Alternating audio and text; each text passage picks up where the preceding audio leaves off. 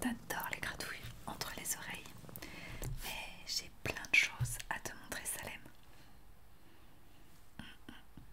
J'ai fait quelques petits achats. Tu vas pouvoir m'aider. Ok. Pour commencer, je suis allée chez une sorcière dans une boutique de sorcières.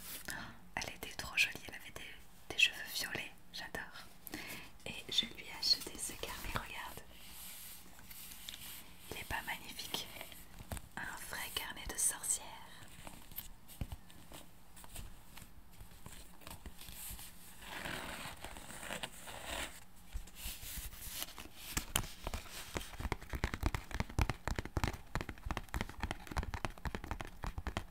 Oui, bien sûr. Non, ça va, je l'ai pas acheté trop cher.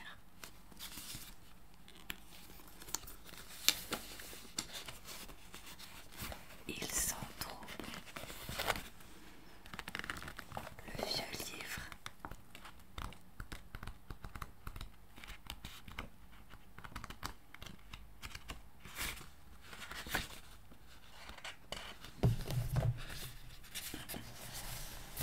Je vais écrire dessus pour voir s'il fonctionne bien. Qu'est-ce que je peux écrire? Ah, je sais.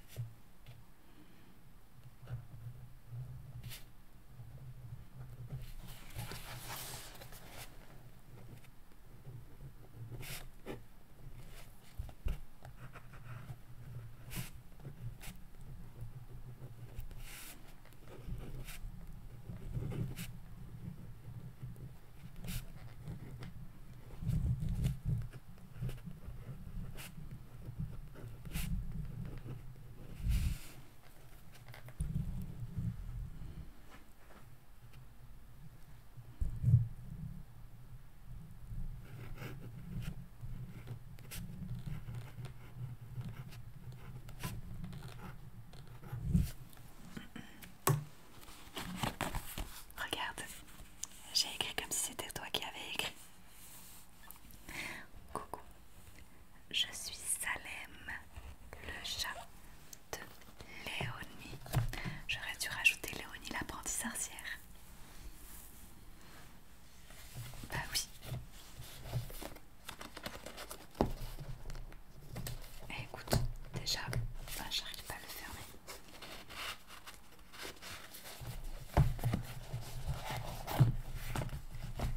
Hop, voilà. Déjà, j'ai pu me prendre mon premier chat. Donc, ça y est, je commence à être une vraie sorcière maintenant. Pourquoi je t'ai appelé Salem? Tu connais pas Salem, le chat de l'apprentie sorcière Sabrina? Ah, mais maintenant Sabrina est une très très grande sorcière, genre très renommée dans le monde. Et son chat, il est noir, comme toi. Ah, et il s'appelle Salem. Ah bah oui, je t'ai appelé comme ça parce que moi plus tard, je vais être une sorcière aussi puissante que Sabrina. Ou alors, si j'avais une sœur ou deux, je pourrais être aussi puissante que les sœurs Halliwell. Oh, les sœurs Halliwell, c'était 3 sœurs, mais ça date d'il y a longtemps.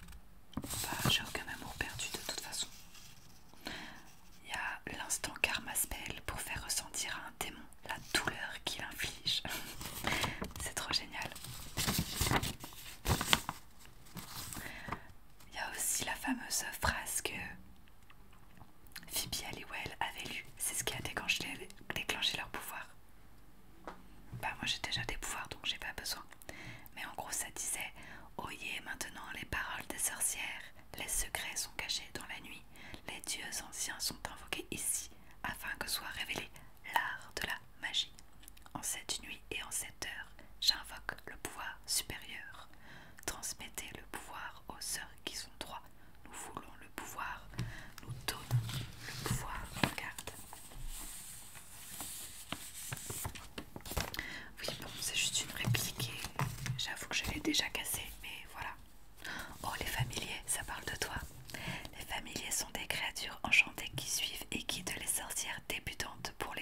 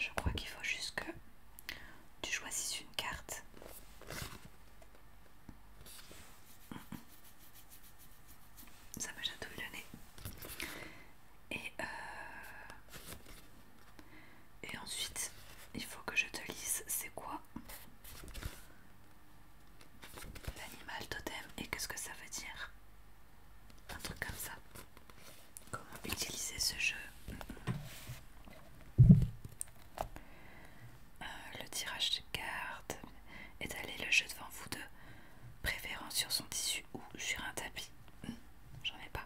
Vous pouvez poser une question particulière sur une qualité qu'il est bon que vous développiez. Vous pouvez demander quelle posture tenir. Vous pouvez aussi partir simplement à la rencontre d'un animal. C'est ce qu'on va faire pour commencer. Piochez une carte, prenez le temps pour accueillir la carte. Ressentez ce qu'elle vous inspire. Cet animal vous est-il familier? Quelle qualité vous rappelle-t-elle? Ça serait trop drôle que tu tires le chat. Cet animal vous fait-il peur? Vous apparaît-il proche, agressif, solitaire? Prenez le temps de méditer quelques minutes avec sa présence, puis lisez le texte qui correspond à l'animal.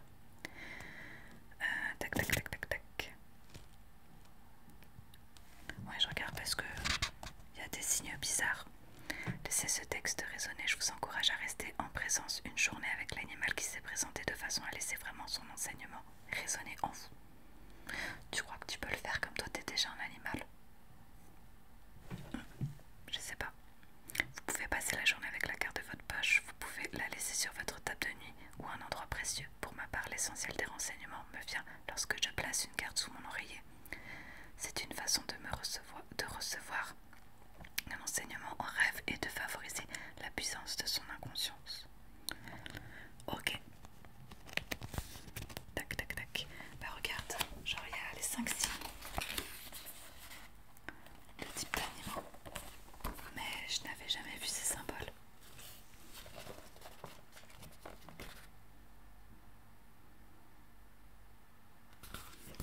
On verra plus tard. Déjà on va faire le truc un peu basique.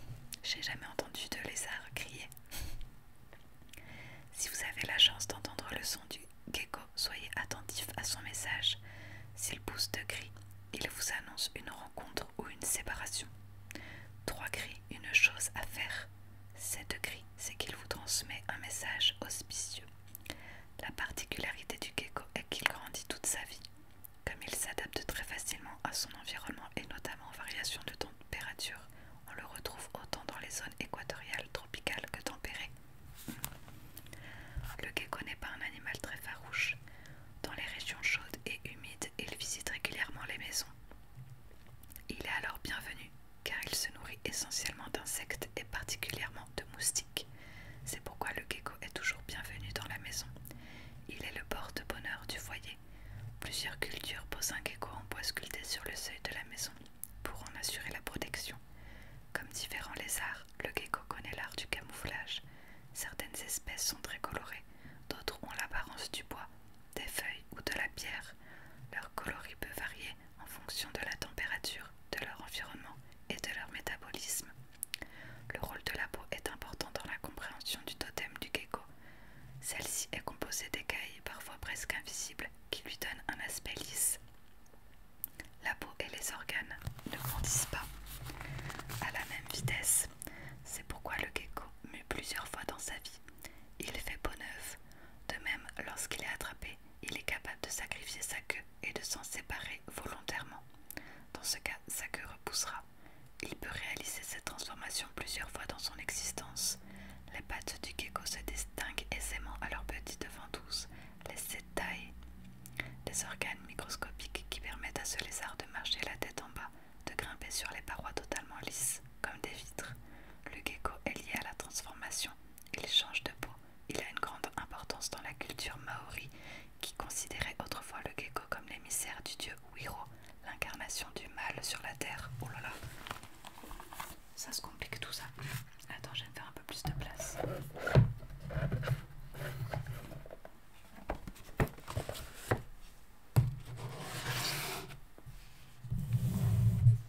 Hop. Allez, je continue. Tu m'écoutes, Salem? Où est-ce que j'en étais? Tac, tac, tac, tac, tac, tac, tac. Le mal sur terre. Ainsi, lorsque les dieux étaient en colère, ils invoquaient le gecko qui pénétrait le corps de l'homme pour lui manger ses organes. Oh! Mais dans l'oracle du peuple animal, la notion de bien et de mal s'entend très différemment. Le gecko permet à l'homme d'effectuer sa transformation. Il lui permet de changer de peau et ainsi de se relier à sa dimension spirituelle. Le gecko est un messager des dieux. Il relie le monde terrestre au monde des esprits. Il expire le mana, le souffle protecteur des dieux. En rencontrant le gecko, c'est votre propre nature que vous rencontrez. Ça veut dire que tu vas changer? Ouais.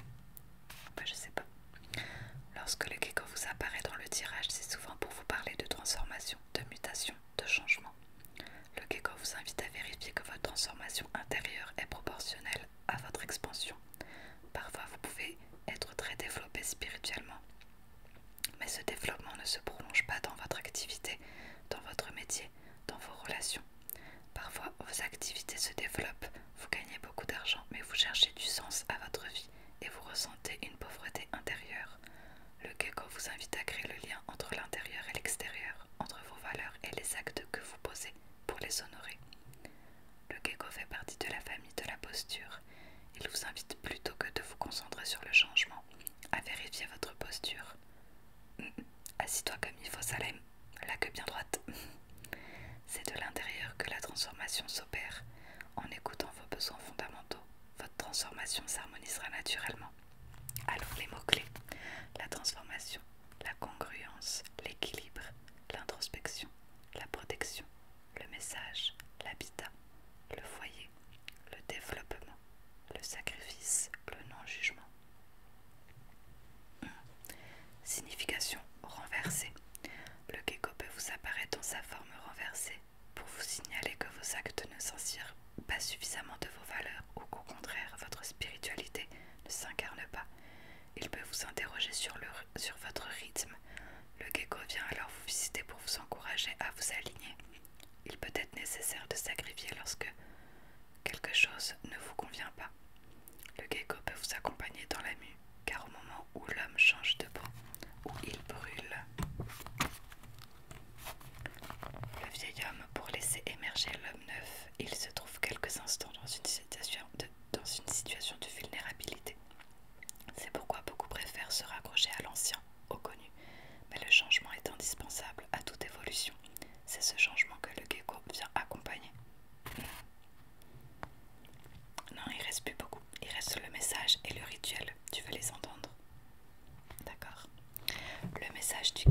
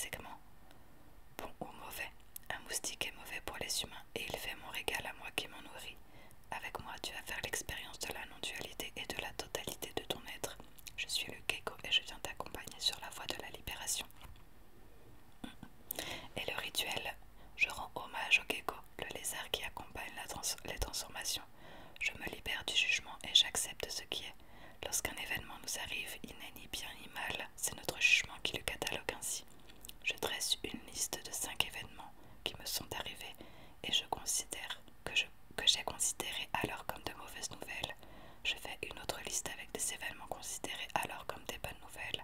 À présent, j'inverse mes jugements. Je trouve l'aspect négatif de ce que j'ai considéré comme une bonne nouvelle et l'aspect positif de ce que j'ai considéré comme une épreuve. Je respire profondément et laisse fondre mes jugements. Est-ce que ça te parle, Salem? Ah oui, c'est sûr. Tu es un chat.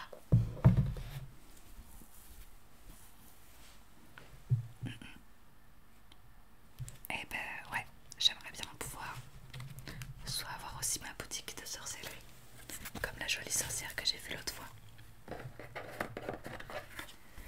Et peut-être même que je pourrais